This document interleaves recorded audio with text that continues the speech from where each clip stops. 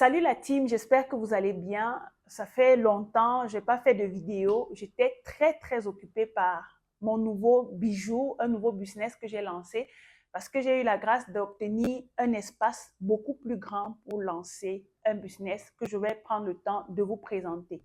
Mais avant de vous présenter, vous savez qu'il y a 3 ans exactement, j'ai décidé de quitter la Chine en tant que résidente pour venir m'occuper de mes business sur place au Cameroun. Et pour ceux qui connaissent l'ancien local, vous saviez que c'était un local pas très grand, pas très luxueux, parce que tout ce dont j'avais besoin au départ, c'était juste d'un espace pour recevoir quelques clients, stocker les produits que je vendais en e-commerce et surtout faire mes vidéos, avoir un espace calme où je travaillais. J'avais le choix de rester chez moi, qui était assez confortable, et faire mes ventes en ligne, faire mes lives, faire mes vidéos. Mais en tant que professionnel, j'avais besoin d'un bureau dans lequel j'allais travailler, où j'allais me lever tous les matins, garer mon véhicule, aller m'asseoir, travailler toute la journée, rentrer comme une personne normale. Tout se passait très bien, mais j'avais besoin de grandir davantage. Parce que voilà, on vise loin, on veut aller très loin. Et j'ai donc eu l'opportunité d'avoir un local beaucoup plus grand, en bordure de route, et c'est ce que je vais vous présenter dans cette vidéo. Ça n'a pas du tout été facile.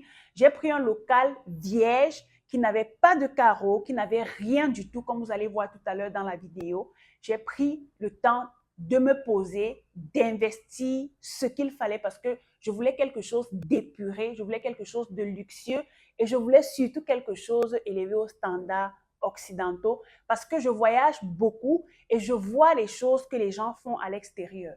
Et vous savez, en tant qu'Africaine, lorsqu'on parle du Back to Africa, on veut aller chez les autres, regarder ce qu'ils font et venir faire exactement la même chose. Pourquoi pas mieux dans notre pays? Donc, prenez le temps de déguster doucement, calmement le contenu que je m'apprête à vous présenter. Et j'espère que ça va vous plaire et surtout inspirer mes frères qui sont dans la diaspora à venir eux aussi s'installer ou lancer leur business en Afrique pour pouvoir contribuer au développement de notre continent.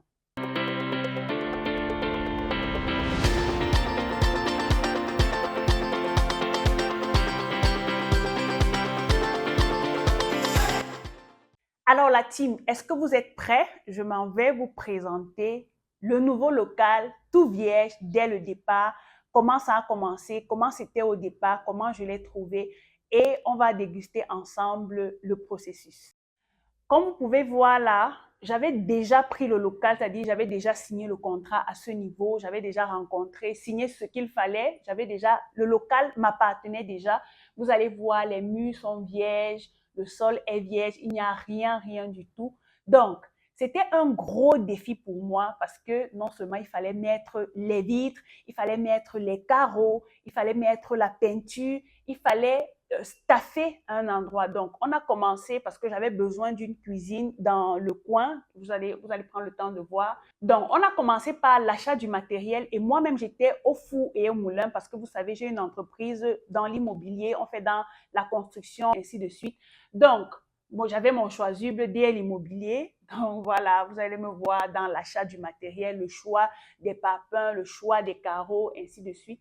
Donc, à ce niveau, on avait déjà choisi les carreaux et il fallait donc que les techniciens soient là pour l'installation, pour mettre les carreaux en place. Donc, moi-même, je suis toujours là avec mon choisible et ma casquette au chantier pour superviser. Oui, je suis une vraie CT, contrôleur de travaux. Donc, il fallait débarrasser toutes les saletés, vu que ça servait de magasin pendant un moment pour le bailleur. Donc, il fallait vérifier tout, il fallait analyser, il fallait faire le choix du design, où est-ce qu'on allait mettre quoi. Et surtout, à ce niveau, vu que je voulais quelque chose d'épuré, le choix des carreaux était très important, vu que je me suis basée sur la couleur gris or blanc. Donc, on a choisi les carreaux gris et on allait mettre les murs en blanc pour que ça ressorte le luxe et l'éclat que je voulais. Donc, le processus de la mise en place des carreaux avait commencé, il fallait superviser, il fallait se rassurer que les gars mettent les carreaux comme il faut. Et là, on se retrouve presque à la fin de la mise en place des carreaux. Il y avait beaucoup d'erreurs qu'on a pris le temps de corriger. Il fallait surtout bien travailler l'entrée parce que si l'entrée déjà n'est pas bien présentée, ce sera très moche. Et vu que je suis sur l'optique du luxe, du haut de gamme, il fallait vraiment contrôler. Donc, vous allez me voir là en train de superviser cet endroit-ci pour me rassurer que les carreaux sont bien mis, que tout est fait comme je veux parce que, voilà, par rapport à la vision que vous connaissez déjà. Donc, et il fallait toujours être à côté, comme vous me voyez là en train de discuter avec les techniciens, je suis en train de leur dire ce que j'attends et tout. Et à ce niveau, vous voyez, c'est un autre jour, toujours avec mon chasuble. Je suis là pour confirmer que les carreaux ont effectivement été mis en place. La prochaine étape était celle de la peinture. Maintenant, il y a eu un petit détail qu'on a négligé. On a mis la première, la deuxième, la troisième couche de la peinture, mais le résultat n'était pas ce que je voulais parce que vous allez voir, c'est décalé, vu que c'était une peinture à eau. Et j'ai donc décidé de refaire tout et surtout de laquer les murs parce que je voulais un résultat épuré. On a annulé ce que vous voyez là. On a recommencé à laquer les murs, donc tout est redevenu gris. Et surtout, on a décidé de mettre une peinture de choix parce que, voilà, on visait le luxe. Donc, vous allez me voir là, je suis en train de regarder, ça ne me plaît pas trop, je n'aime pas trop, vu que les finitions n'étaient pas au rendez-vous. Donc, voilà. Donc, comme vous voyez, j'étais toujours en train de nettoyer parce que je ne voulais pas que les choses salissent ou grattent les carreaux parce que ce sont des carreaux vitrifiés qu'on a mis là. Je me rassurais qu'il n'y ait pas de choses tranchantes au sol. Donc, ensuite, on a mis les vitres déjà pour protéger que la poussière n'entre pas dans la grande salle. L'autre étape était la plomberie parce que je voulais installer une paillasse à ce niveau-ci. Donc, il fallait envoyer l'eau de ce côté. Comme vous allez voir à la fin de la vidéo, on a installé une paillasse là pour pouvoir nous permettre de travailler parce que j'ai un autre projet que je compte lancer dans ce petit labo-ci ou bien dans cette cuisine-ci. Donc, ça, c'est le plombier qui est en train de travailler. Je suis en train de lui dire, voici ce que je veux, voici. Et vous savez, en Afrique, il faut toujours être à côté du technicien. Sinon, il va faire ce qu'il veut et après, quand c'est déjà fini, tu ne peux plus, soit tu casses, tu recommences à payer ou bien tu supportes les dégâts qu'il a causés. Et étant donné que le projet sur lequel je travaille, c'est l'onglerie mixte, il fallait absolument envoyer l'eau du côté de l'onglerie pour pouvoir faire la pédicure. Voilà, on avait besoin d'eau pour les bacs de pédicure. Donc, on appelle ça les thalassos. Vous allez voir après. Après la plomberie, il fallait cloisonner la salle. On avait déjà fait les vitres, on avait déjà fait la plomberie, les carreaux étaient au top, la peinture, ok. Maintenant, il fallait cloisonner. Et là, on a eu un menuisier qui nous a promis un travail de qualité, mais qui à la fin nous a donné des maux de tête. Parce que j'ai compris un truc, en Afrique, c'est difficile de pouvoir donner toute sa confiance à un technicien, surtout au niveau de l'argent.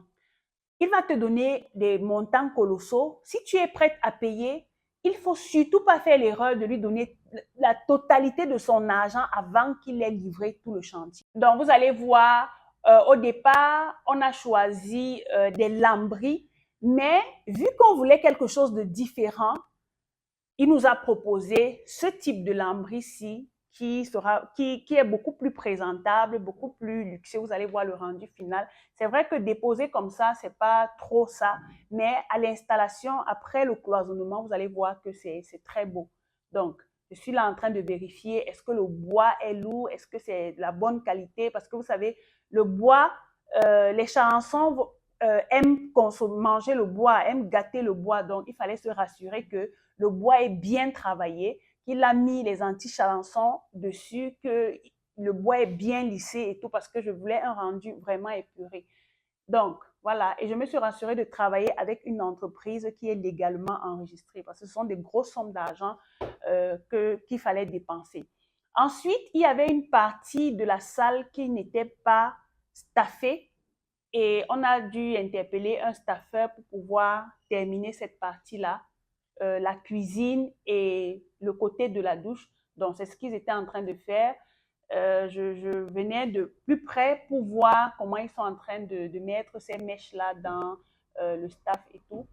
Bref, je prenais beaucoup de plaisir à observer, à assister les techniciens et je n'hésitais pas à porter ce qu'il fallait porter. Vous voyez, je venais à peine de rentrer de mon voyage de la Chine et je devais absolument contrôler les choses, comment ça évolue, comment ça se passe. Donc, les gars étaient assez rapides. Je pense qu'ils ont fini de mettre ce staff-là en 2 jours maxi, 2, 3 jours. Et le rendu était assez agréable, c'était ce que je voulais. Donc, après avoir installé le staff, très bien, il y a les meubles qui sont arrivés, il fallait les installer, la douche était déjà prête, voilà. Il fallait maintenant mettre l'électricité dans toute la salle, voilà. Comme vous voyez, entre-temps, il y avait le laqueur.